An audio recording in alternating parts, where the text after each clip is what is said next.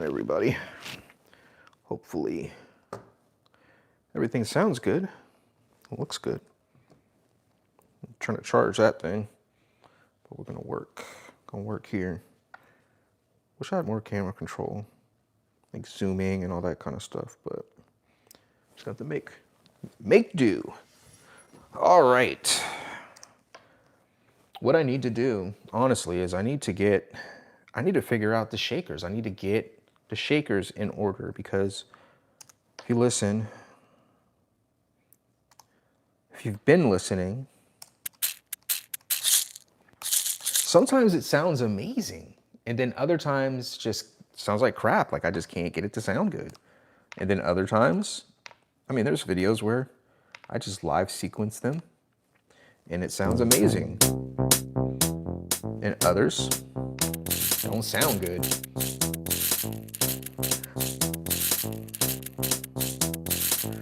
Like, I kind of like this one, but there's just like, I don't know, it's almost like it's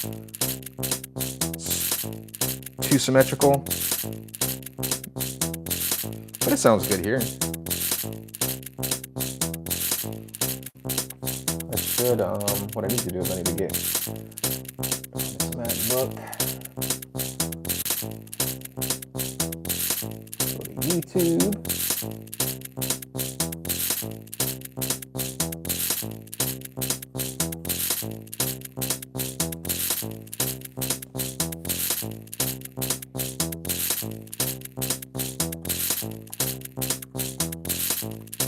Search for myself on here, and I am live.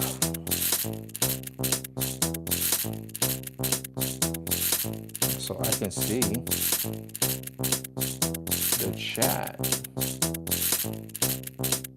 is live. Let's look at a different, more patterns here. I guess they don't sound bad right now.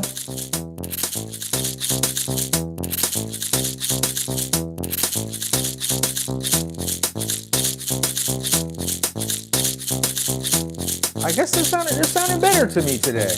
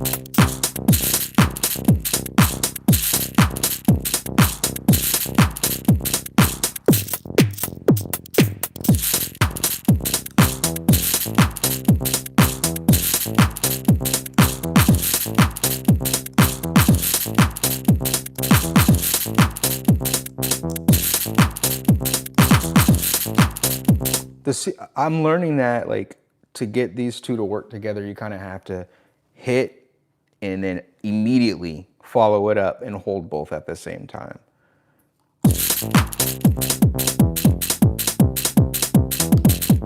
Because it like doubles it. So if you go, it immediately. That's cool.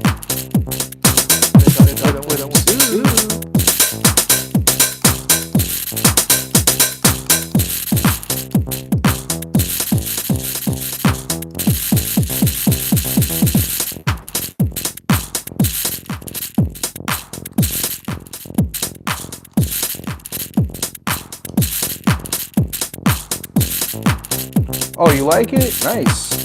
Thank you.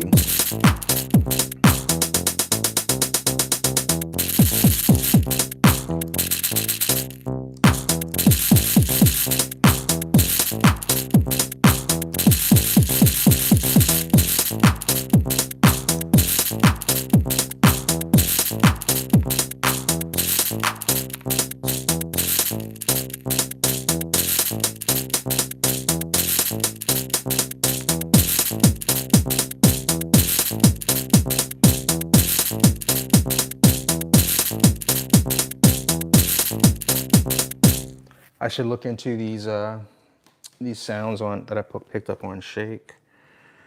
Let me take a look here. The Shake website, Elephant.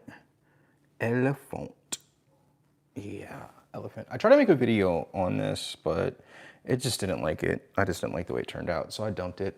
But what I need to do is I probably should use my MacBook Pro that I have here to set up like a stream, because right now I'm just running through it from my phone, so it is what it is. But I got the samples here.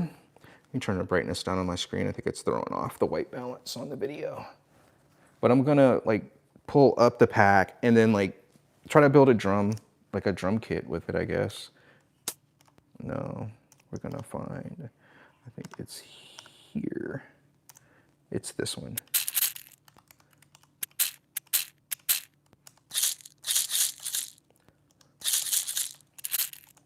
So I just grabbed some sounds that I liked, that I just, my ear just was kind of drawn to from the Shake, the free Shake pack.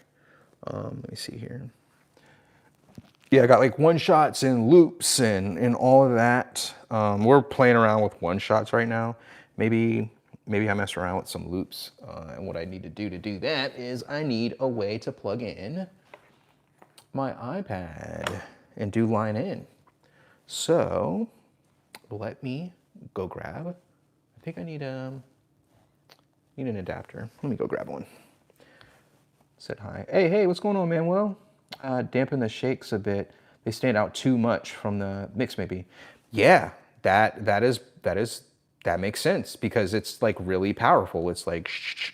Let's see, let's just play around with it. Let's just play around with the volume. So we can come here and we can bring it down and then like slowly.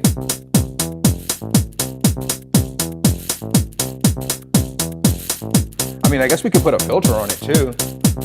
But honestly, I'm so new to music and new to this stuff that like it may seem simple and basic for everyone, but it's not for me, because I just don't know what I'm doing.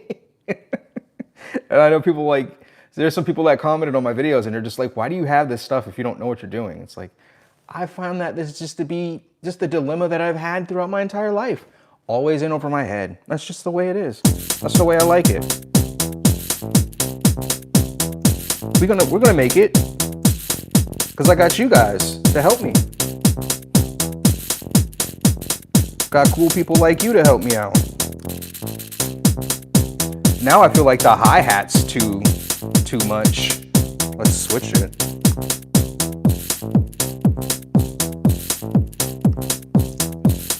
I was playing around with this like, whoops, the ducking stuff, but there's like these new features. Shift. Oh, this is a snapshot. No, I don't want to do that. No, it's here. It's shift. There you go. Go from tremolo, random element, duck. But I still have so much to learn about this stuff, because I don't know, like, do I duck the drum, like the kick drum? Do I duck, you know, the clap? Do I duck the hi-hats? I just have to just do a little bit more research and maybe experiment a little bit, and then try it with an 808 or some bass. That's a good idea. And I know there's a bunch of 808 like drum kits on the OP1 I can play around with, but that's cool. And I don't know if you've been watching my videos, you probably noticed that I've like been playing around with like bass sounds and like adding bass sounds and chords, if they're even chords. Sometimes they're not chords, they're just 3 notes that I think sound good together, and I just threw it on there. Oh, thank you, Sonny. Yeah, just, I don't know, just music just seems to be pretty relaxing. Yeah, I enjoy making it. I enjoy messing around with it. I'm gonna go grab this. Oh, my microphone's wireless, so that's a cool thing. So I can like get up and go and still talk, and you guys can still hear me, and I can just come back and put my headset back on, and I'm back with you guys, just like that. And I got my little thingy here, and I'm gonna plug it into the iPad Pro. Boom, and then it has a little audio port on there, and then I can connect a cable. I can connect this MyVolts cable to my input, and then connect it to the headphone jack on the iPad on this adapter, and then I got line in, and I can sample sounds in. I just randomly came across the live stream, probably Googled too much stuff on XY. I'm rocking the OP1 and the M8 right now, but kind of missed the old OPZ. I wasn't buying music or producing music, but I was paying attention. I was paying attention to Teenage Engineering because that was like the first company where I was like, oh, this is different. And when they did the POM 400, that kind of modular board that you kind of bend it, I was all about that, but I was just so overwhelmed because I just didn't know anything back then. And I just was like, nah, I'm not even gonna do it. I was so like worried that what if I bent the thing and it broke, and that's just broken now. But yeah, I really admired that stuff from a distance. The OPZ seemed really cool. I never got to play around with it. And you know, I guess they brought this out to replace it. But a lot of people said it just wasn't like a true upgrade. Like the OP1 OG is cool. I really liked it. I bought that first. I learned a lot on that. But it's like, if you go with the OP1 field and you had an OP OG, it's not like you would like throw the OG away or get rid of it, but it's definitely an upgrade. Like you just won't really find yourself using it too much. Every now and then I go back to it and explore, or if I want to add, you know, something, some sounds or something, some lo-fi stuff. But I mostly use it with my pocket operators. But the OPZ and the OPXY, it just seemed like, you know, the next version, so I kind of never really worried with it. But you know, talking with people that have OPZs and you know, were around in that time, they definitely said that they miss it and it was different, and they really it still has like I guess a market, I would say, but who knows why they discontinued it. There could be a million reasons, a million business reasons why. Yeah, it's the OP. I remember like on the Reddit for Teenage Engineering, I was asking them, I was like, should I upgrade? Do I need to upgrade? Is it that much better? And people were telling me no. They were like, no, you don't. There was a guy who told me flat out, no, it's not worth it. You don't need it. Like, just stick with the OG. And I did for a little while, and then that deal happened. And I was like, I'm just gonna buy it now. And I got it. I was so mad. I was so mad. I went back to the subreddit and I was like, the people that are telling people on this subreddit to not go with an OP1 field because you have an OP1 OG. I am mad at y'all because ain't no way. This thing has stereo, like it looks better, the screen's better, it's brighter, it's louder, like the buttons feel better, has more synths, more engines, more everything. Like, it is a complete upgrade, total upgrade, like no question. But again, if you're new, like I was, I didn't start with this. I bought the old one. I bought a used OG for like $600. Teenage Engineering cause it incites some class conflicts. If people can't impulse buy it, they get angry. There's a lot of hate about it. Yeah, I mean, I'm even guilty myself sometimes. But for me, it's less about like the money part. It's more about just like the games and like the promo. Like there's promo, marketing, gimmicks, games, and they're all just a part of business and marketing. But I just felt like there was just a lot of a lot of letdown, a lot of low depression, and then a lot of highs. You know, it was like, oh, the OP1 is available for $1,500. It's like, shoot instant high, and it's like you buy it, and then it's like, oh, the OPXY is on sale for, you know, and then you're like, oh yes, and then the games start coming, and it's like free bag, free shirt. 20 people can get the field equipment. You know, 80 people can get the rhythms, but you don't know what it is. It's just like, yeah, I would have loved the Black Mystery box, but again, like, you know, a lot of times I just wasn't up. I was, you know, I work to be able to afford this crap that I have in, you know, in these videos. It's a lot of money. You know, I work, so I can't always, you know, be up in the morning on the forums and hanging out. Sometimes, you know, I missed it sometimes. Oh, you thought it would be an XY? That would have been, I mean, that would have been a good deal. And then you get a cool case. I would have loved, absolutely loved, to even today would have loved to get the TX6, but it just didn't work out. I don't know. I don't know what I'm gonna do. I think I'm just gonna focus on what I have and just, like, you know, learning like MIDI and the drums and using these two together, and not really try not to worry about it too much. But yeah, I'm a little butthurt about the last like 30 to 60 days with Teenage Engineering. But you know, we'll get through it. We're making cool stuff now without a TX6, so we'll continue to make cool stuff without one in the future. I don't know, thinking about alternatives though for mixers. I had the Rodecaster Pro. Oh, the new MPC. I heard about people. Oh, that XL one. That thing's like $3,000, isn't it? Work on what you have and think the TP7 and TX6 is overkill. Yeah, I mean, honestly, I think all this stuff's overkill, but just the way my brain works, I just have not had good luck learning music on anything else. I just couldn't do it. It's just too overwhelming, maybe. Just, I don't know, something wrong with my brain. I don't know.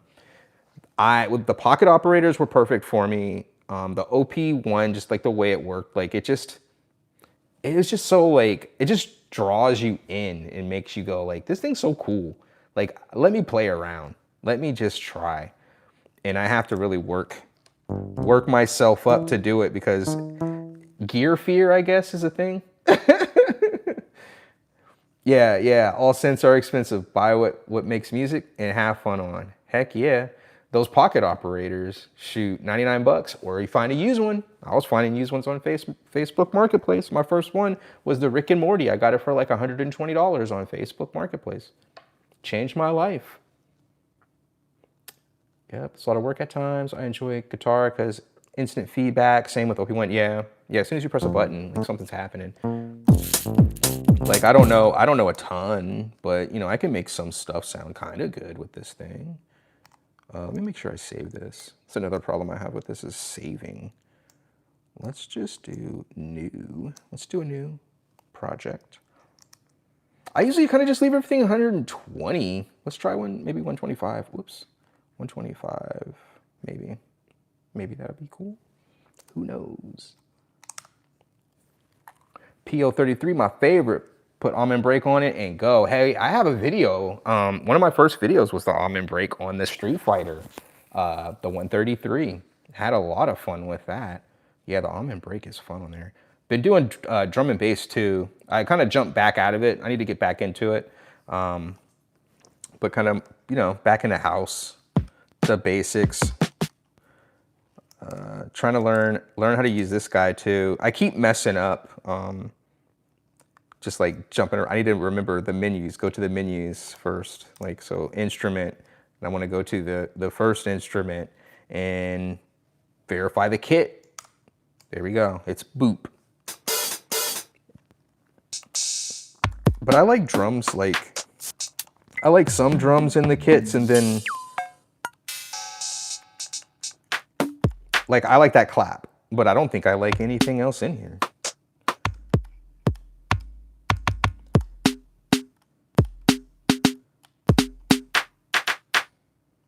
I like the clap. You can do things like lift that guy up, I guess. You can copy it. Boop. I wonder if you can, I'm gonna put a blank one. Shift. And then you go down from drum and back up to drum. and then it's blank. But can I paste that clap in? Paste. There it is. That's cool. So I can like take drums and like, you know, I'll do instrument 1, I'll pick the drums that I like, and then I'll move them to this kit. That's what I'll do. And this is the thing on the OPXY that I love, that I wish the OP1 could do. If the OP1 functioned like this does, man, it would have been, I mean, it's game changing. I feel like there's going to be a 2.0 update coming for this guy. And I really, really, really hope they kind of unify the OS, like the UI, the way it works, like click versus twist and some things. I know that some of the menus are a little bit different. I feel like they need to get these back in sync, in alignment. That's what I think is coming, a 2.0 update, just like with the Knockout 2. I don't think they started working on the OP1 firmware and add a synth just to do one little update and then like move on. I think they're gonna do some stuff with it. I hope that we get some better management of the drums. Like we did a little bit. We got a little bit of like folder naming stuff, but I want more. I want to be able to move stuff around. I would like to be able to move stuff from here to here and from here to here easily, and not like they're not from the same company. That's a little bit of a feedback piece I have for them if they care about my opinion. Like the clap. I don't think I like anything else in here. Maybe this. Let's copy it. Where do we get it from? Oh, we got it from here. Copy. Paste.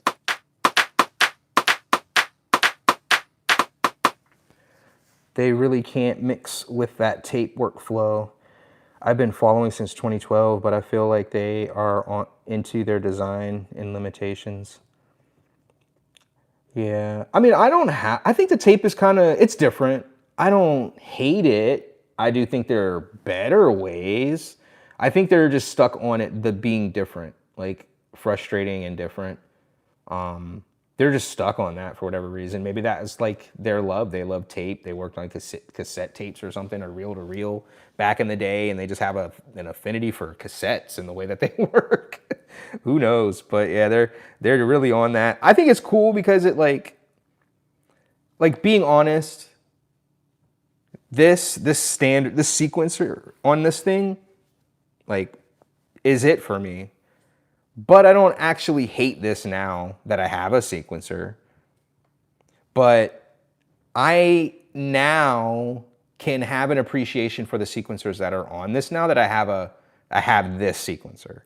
So like you can do like effects or like different sounds, like what do they call texture or whatever, and you can kind of like randomize it, and it could just run on this, and then you can sequence it on here. So I found that to be really neat and cool, and I enjoyed playing around with that for like hours.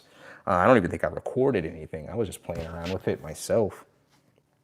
How do they do the sale and be out of stock of half the stuff people want? Yeah. I can really, I mean, I could do what I do and like rag on them and stuff, but yeah, it's just, I had that same question, like, you know what people want, like, and then somebody said that they thought that they were doing these sales to clear out inventory, and I mean, yeah, I mean, that's why you do sales, right? To clear out inventory, build hype, clear out inventory, you know, number of different things, but I don't know, man, I just don't feel good about it. Overall, yeah, because I got these two things for a good price, but they pulled me in, and then they yanked it, you know, you can't have it now. And it's like, what? It's like, I have the money, I have the desire. Can I have the things that you're showing me? Like, come on, man. Like what's the deal? Like you could have put the mystery box up. You could have raised the price a little bit. Or maybe not even give us a mystery box. Let the people that got the mystery box have that exclusivity. And maybe make it, shoot, I would have been fine if it was $2,000 and you get all three for $2,000. I would have been fine with that. but no gimmicks and games with it selling out. Like, that's what bothered me. Like, I don't need a bone necessarily, but give me some value, you know? I want some value. Give me some value. That's what I want. That would be my suggestion to them. Like, I don't know, man. It's too early. I'm still thinking about it. I'm okay with the sale, but let's be honest, they should have offered those sales in November. Yeah. I felt like they should have done the field kit in November, and then December. I would have been happy with the XY, but you know, it played out the way it played out. Like I said, like the TX6 would have been super cool, but I don't necessarily need it. I don't know. I was thinking about it this morning, and I'm just like, if I were the company and I cared about my opinion, which I know they don't, how would I feel? What would I change? Would I do it again, or would I make some changes? And I try to like put my response as non-biased as I possibly can. And there's just a lot of variables. I don't know. Maybe they could have been clearing out inventory for new production. They could have been clearing, because I know they had issues with the TP7. They had some build issues. Hey Blake, what's going on? We're just talking teenage engineering, then the sale and stuff, the flipped out month. And I was just like, I don't know. Like I said, I want to clear out inventory. Cool. The sales are doing that. People are buying stuff. People are getting excited. I mean, do they want people to be engaged? I mean, we were engaged, and it was like, I was engaged. I was literally like ready to buy whatever. And it's just like, and then I'm just like, what? Like, what? Like I literally had my wallet like ready to roll. Like, I'm just like putting it back away. Like now, like, okay, I guess I'll just do this. Yeah, hate is engagement, but it's like, you risk losing, right? You could have that guy, and I don't know, this guy could exist or he could not. You could have this guy that just buys literally everything that they put out. You know, those guys that when they did the flipped out deal for, 14, they put it to 3,000 or 4,000 and they bought it, What if you piss one of those guys off? I'm not saying I'm one of those guys, but what if you piss one of those guys off and they just start buying stuff from another company? They go to rolling. Like, here's my dilemma. I'm trying to just relax and chill, but I could, as a knee-jerk reaction, go, you know what? Screw it. I'm just going to go to TR1000 because I want a TR1000. I have the money for a TR1000. And I'll just give it to Roland. And I think Roland, as a corporation, are a bunch of jerks. Oh, yeah. So, like, the obvious trolling is fun because, I'm a troll or whatever, but it's like, come on, bro. The knobs and like the driver, and then the link expiring on the driver I'm not going to say it was hilarious because people were super depressed by that. Like, there was a guy on Reddit like flipping out, but I don't know if they did that on purpose or they just forgot that the link would expire. But the driver they hosted, like, you couldn't download it after the first day. Like, it was just gone. Like, if you didn't get it in the first 24 hours, you don't get it now. It's like, what? Like, I really hope that was an accident. Okay, good. If that was not an accident, dude, I'd be like, what are y'all doing in that marketing department? Like, what? And why isn't it on your website? Just put it on a perm link on your website in the download section. Why is it on some random link, like on a page? It's just a driver. It probably is like 5 kilobytes of data. Like, what are we doing? They could have stashed it on the freaking firmware for the OPXY or something if they wanted to. Did you see the new OPF update? Super workflows, breaking bugs, kind of sad. Why is one dude? I guess I have a little bit more insight on that circumstance because I work in tech, and the last gig that I had before I switched to what I do now, I worked for a tech startup in the automotive industry. And I don't know if you guys are from, like, companies could literally, like Apple doesn't do this, but literally companies will be worth $1 billion and they won't hire one person. They won't hire a senior developer to be on staff to manage and project manage like drivers or any kind of software development. They will use contractors. I do not get it. Even my company will hire a VP and then use contractors for the labor. So you'll have a VP, somebody making $160,000 a year, and they're managing random guys that live in India. And it's just a total crap show. Don't want to curse, but total crap show. And it just boggles my mind. And there's no different for any of these other companies. Like Teenage Engineering, they're a smaller company. So them having one person that the project manager might even be the developer. Like they might have to pull double duty, and then they kind of just work on stuff when they literally have the free time. That is not unheard of. That's actually more in line with like just development in general. Even the new ones, I know 3 bugs. Yeah, there were a lot of bugs. There were like, I think they did like 2 releases in like 24 hours. I'm in tech, but I never seen shit like that. A small company, bigger ones just don't. Yeah. Also, no QA. Yeah, it just seems like dude was just like, he's kind of like he just went into the lab and was like, I'm gonna work on this thing, and he did it, and then he's just like, all right, it's done, it's cool, it's working on mine, and just pushed it out live. And then it was like, something broke over here, and it's like, oh no. It's hard to test, you know, and as a developer, you're kind of just going and developing, and it's hard. And a lot of developers, they're just not good note takers. So they just kind of move forward, and then they'll have people behind them, like Friday release, right? It's probably like drinking and stuff, because I know I would be like Friday, like doing development. I'd have like a freaking martini, like just doing my thing. I'm just chill, laid back like that.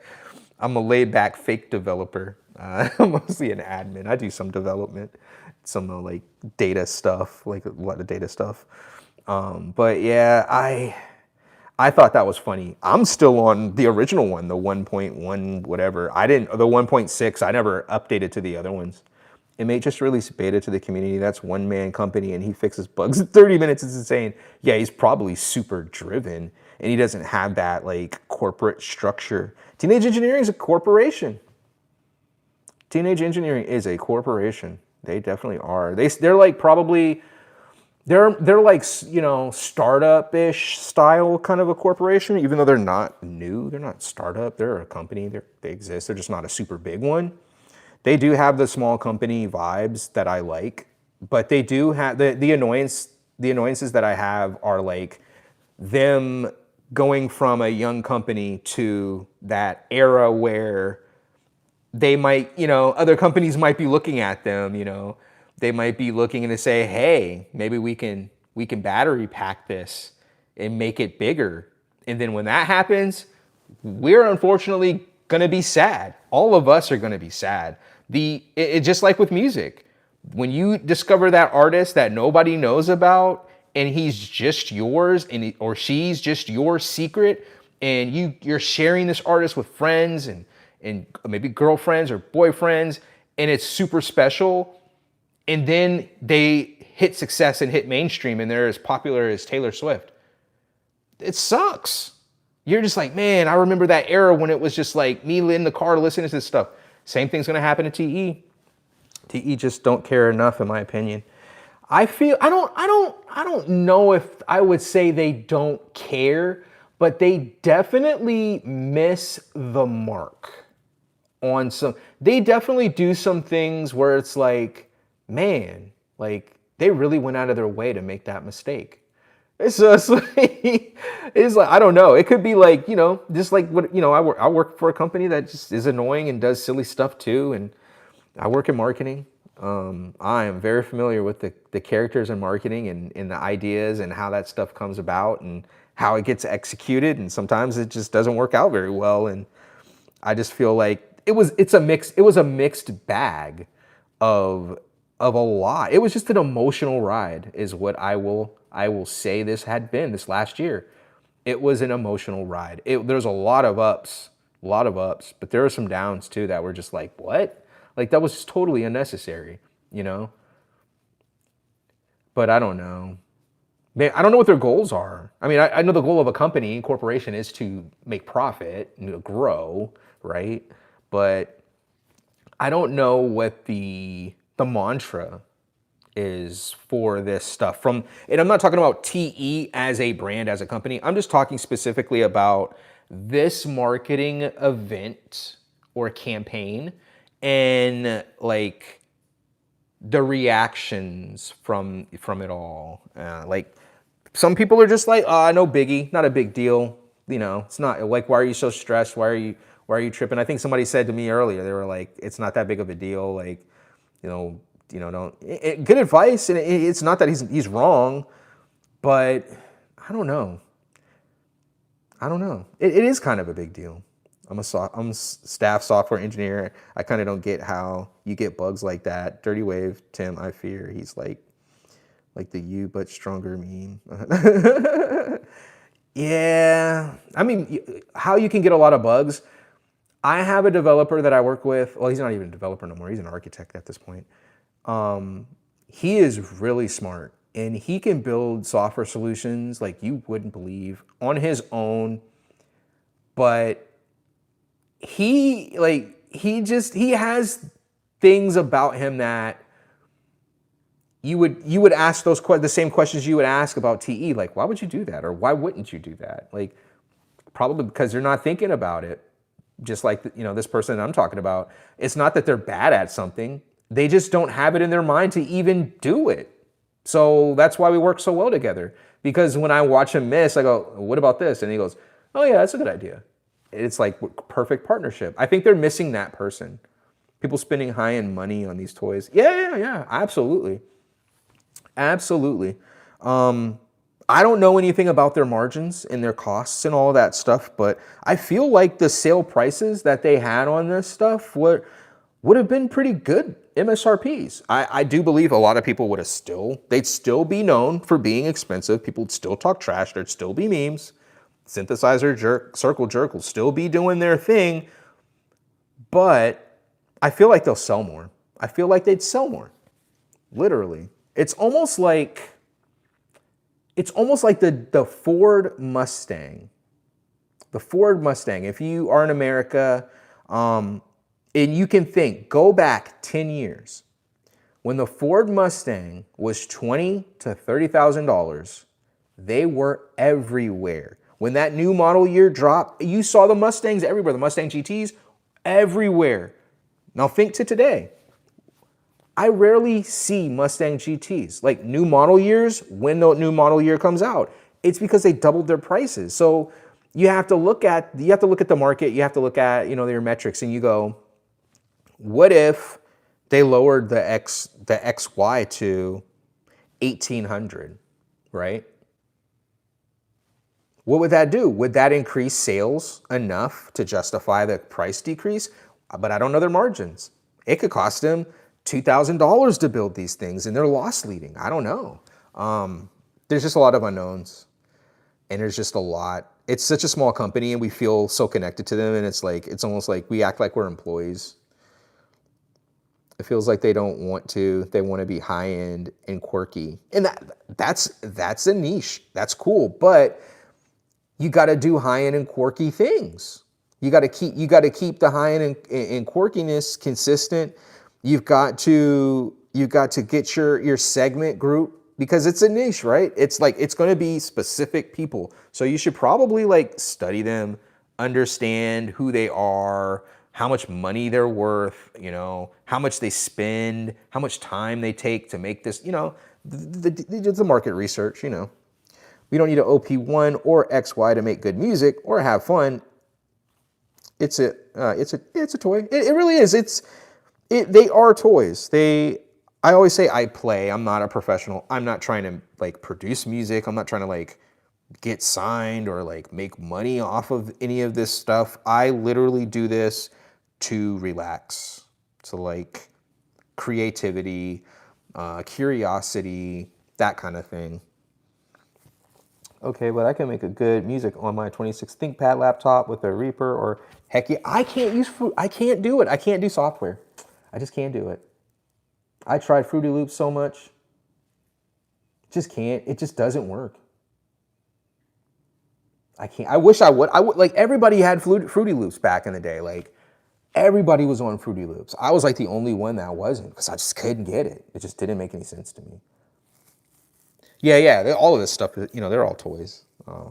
I feel like they're important toys because they've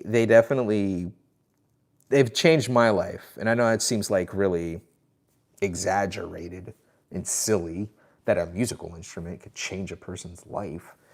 But honestly, I think about like my day today versus my day before the first pocket operator. And I was living a completely different life.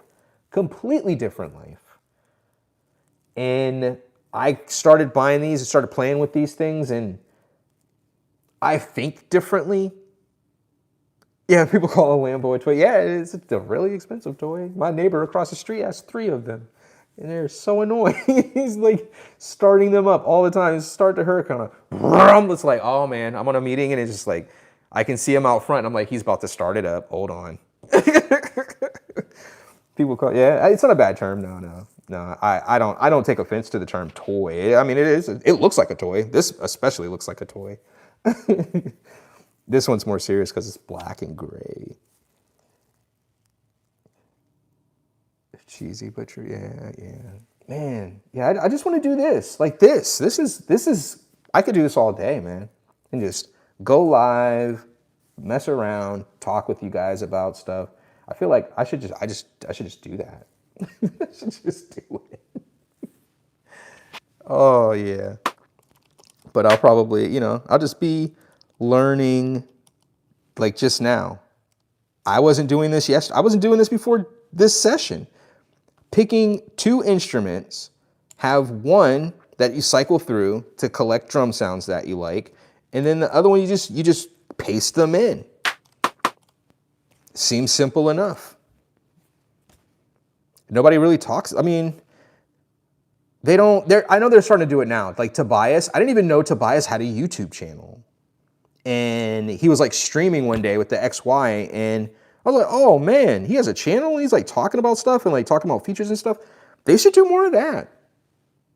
They really should do more of that. They got a lot of musicians on staff, I think. They should have more, like, granted, like I'm going to make videos and I'm going to talk about the stuff, but it's good to see them, especially if he's like working on software updates and things of that nature.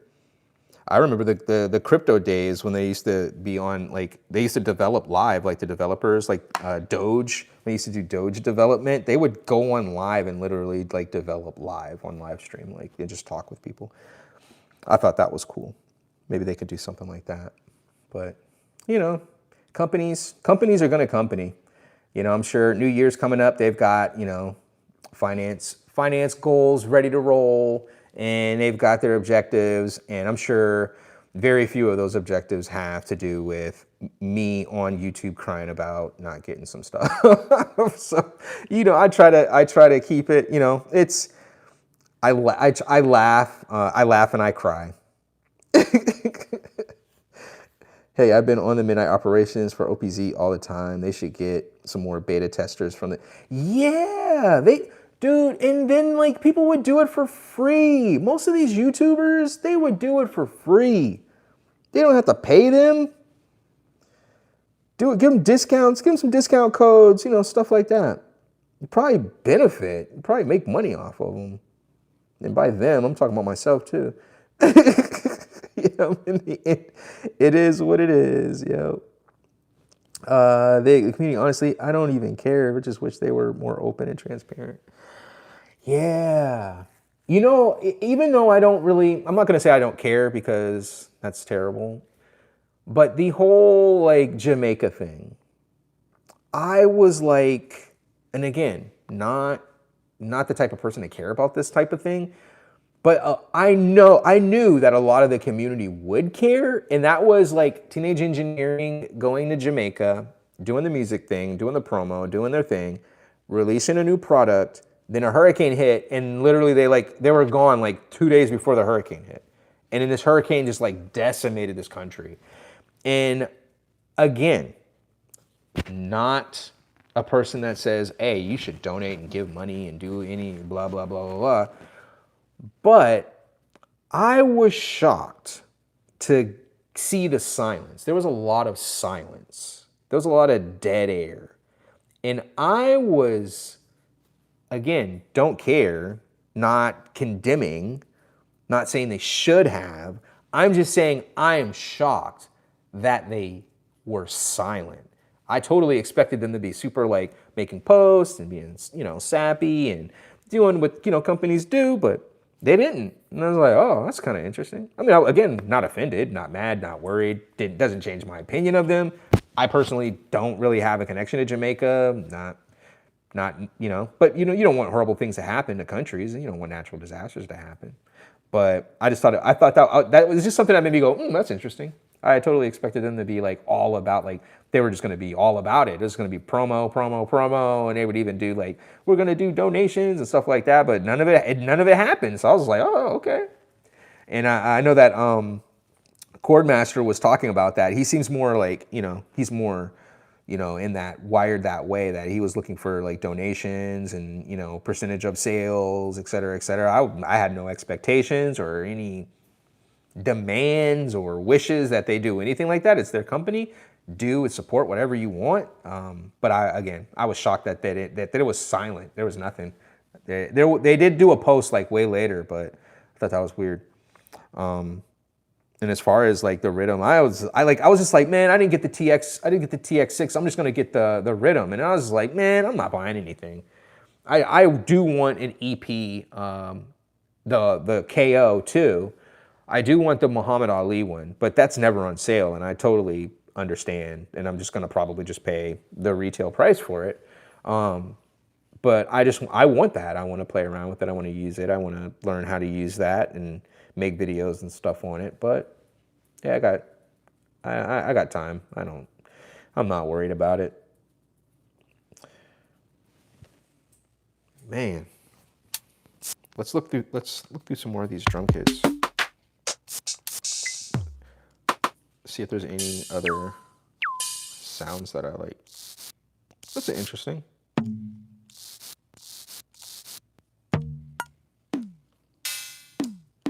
I like that kind of sound. It reminds me of like the 80s. 80s sounds.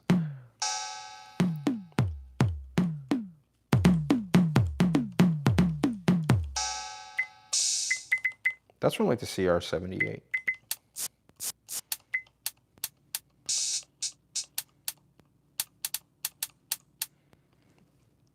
Let's grab that one. We'll put it there. Actually, let's see what it sounds like as a... Ew, I hate the metronome sound.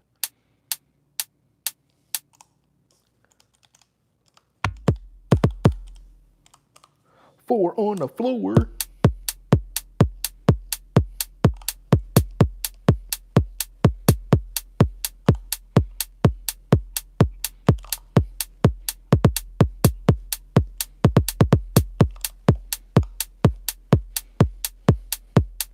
That's cool.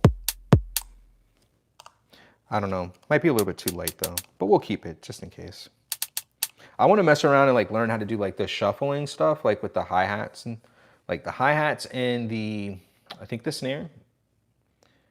I think that's what you do it with. Let's get back to another kit. Dead Spot. I don't like that clap. That kind of sounds like a clap though.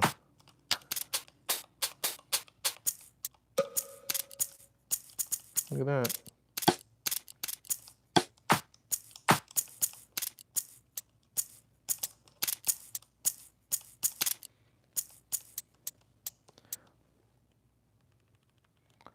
Random stuff just adjusted? Shouldn't everything be 0?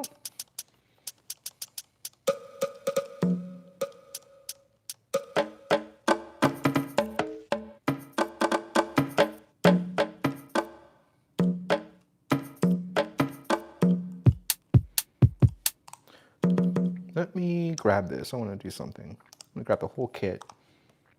I'm going to put it here. Close and open hi-hats can kind of give you that shuffle or param locking, a bunch of them, plus triplets with step components from... Ah, that is... You throwing a lot of words at me. I know what most of that stuff means. It's all good. I'll take those terms. I'll look through the guide and I'll just start, you know, playing around and trying stuff. That's what I do. All right, so I'm gonna...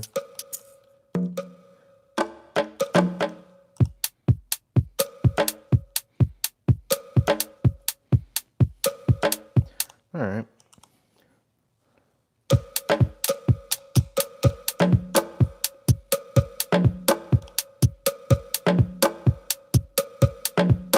That's cool.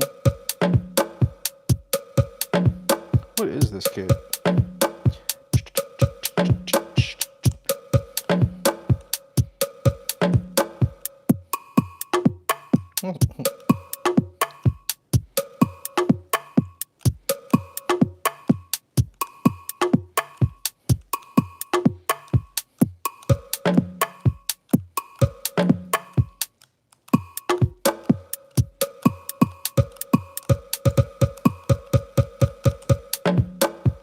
That sounds pretty cool.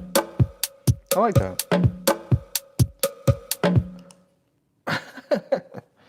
Love it, love it, love it. I really need to build a stream though. I should use like OBS. Also, there was a gentleman on Reddit, Bones of Borrow, and he posted the other day a free download to a preset of his Casio MT40 sample pack. And I picked it up. Let's see here. I'll flip this guy around. Let's see what battery charge we got. Yeah, if you see here, I'm running 1.6 still. But yeah, the Casio MT40. Let me run this cable out. Let's go here.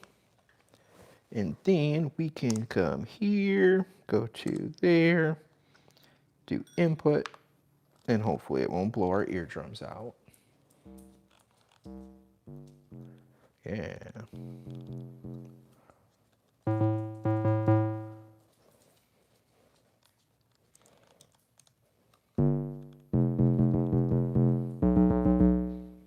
Yeah. So if you haven't, it's in the Teenage Engineering subreddit.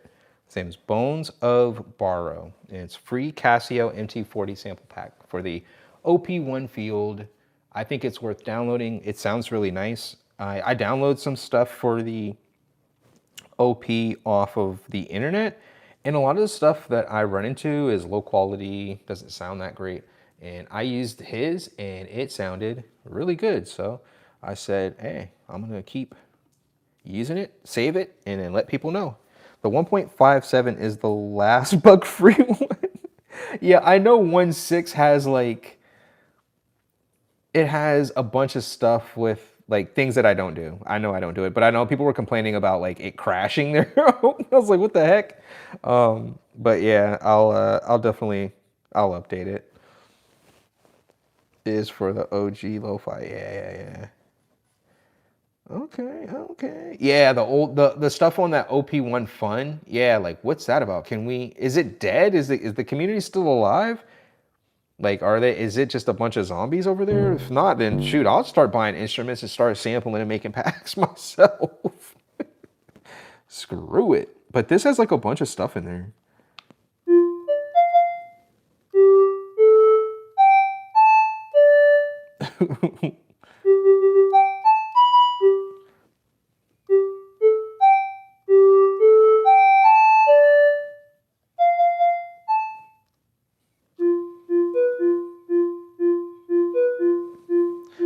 I like I've been playing around with the MIDI and stuff on here, and yeah, kind of cool, not gonna lie. Kind of cool. How you can kind of like use the sequencers on here to like drive the sequences on here. I just think that that's just like super cool. There are some weird things I don't really quite understand yet that don't make much, don't make any sense to me. I think I can probably show it. An example. I'll pick this. I'll probably have to connect them. Hopefully it doesn't crash. It's probably one of the bugs. This is probably the bugs. The bugs, they're causing problems. So let me grab this cable. I have to restart them. Hopefully it won't mess up my audio. So I'll turn them off, turn them back on. Phaser. All right. Where am I? Okay, we're in this one. Go there, and then we'll go here. I don't even know what's, oh, flute. Okay, so they're connected, and it's playing this instrument. Boop.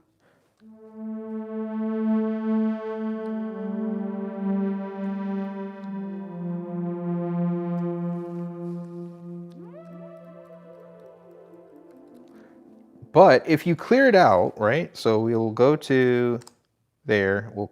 We'll go shift. Oh no, we have to go to the instrument. Shift and 1. There we go. And we go to multi-sampler. Boom. It's blank. So when I press stuff, nothing happens. Now I can go to sample and it'll play because I can sample it in, right? So I don't really even know how to use the multi-sampler, honestly. So so when I press this, it's weird because if I press this one, I think it samples it here. We'll try it, right? Oh, so it's working now? That's interesting. It had for the past, since I've started to do this, these buttons would correspond with these, and these would correspond with like those. It was like reversed. I didn't understand it.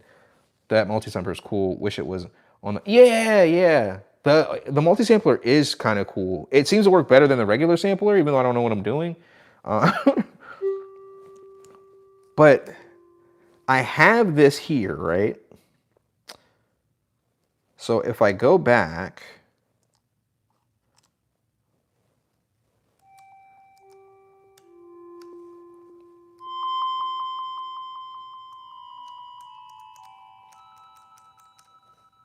so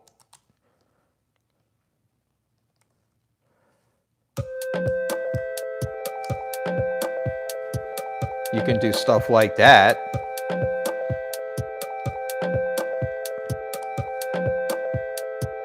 That's just so cool to me.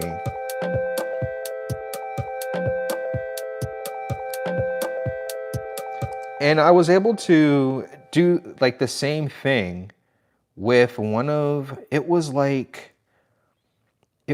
sequencers. I think I was using arpeggio.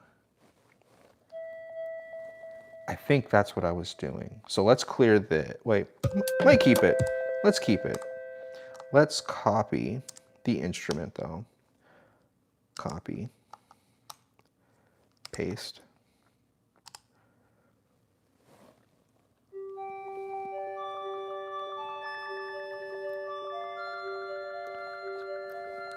So I was like doing that, and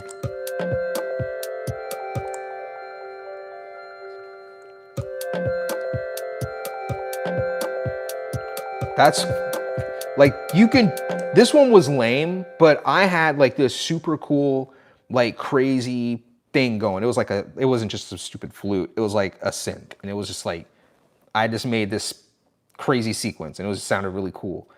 And I did that, and I sequenced it on here using the recording thing. I was like, what? Like, brain level up. Like, oh my gosh, this is gonna be so cool. And it has been. But guess my question is like, I guess I just need to sit down and learn how to use the multi-sampler. I think really that's what it is. I just don't really know what I'm doing. So I'm going to just, take it with a grain of salt. It's likely, if there's an issue, it's usually, I just don't know what I'm doing. So let's go to like just some.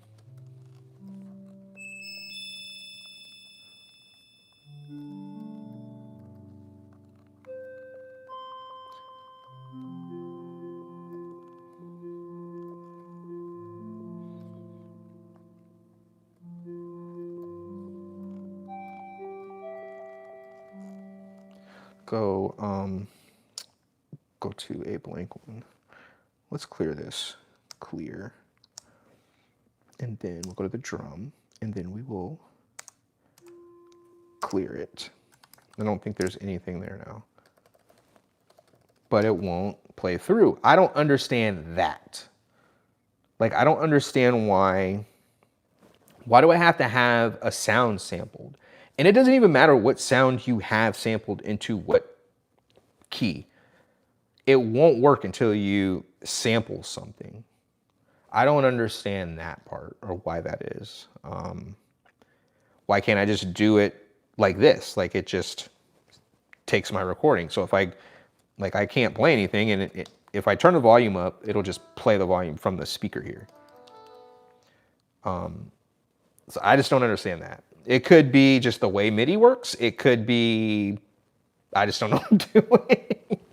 But there was this guy on the Reddit that really helped me with a big post about like MIDI and the cool things I can do. And that was like, I made a post thanking him because, man, what a bag of knowledge they dropped on me with this stuff.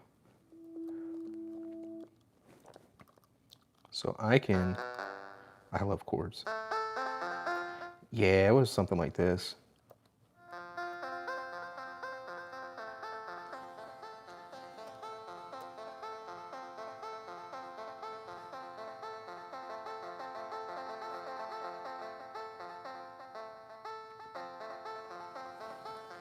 I wonder if I can sample, yeah.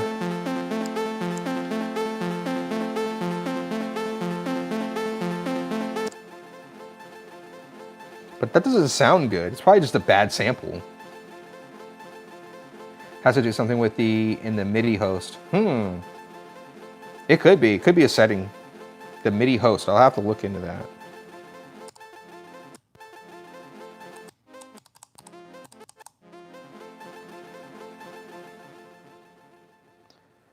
So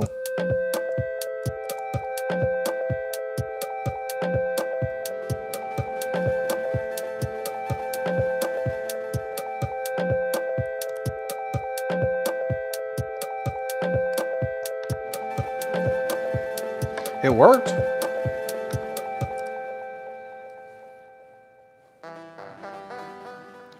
So yeah, I'll have to experiment with this a little bit more. But at surface, the basic things that I have been able to do with it blow my mind, and I think it's super cool.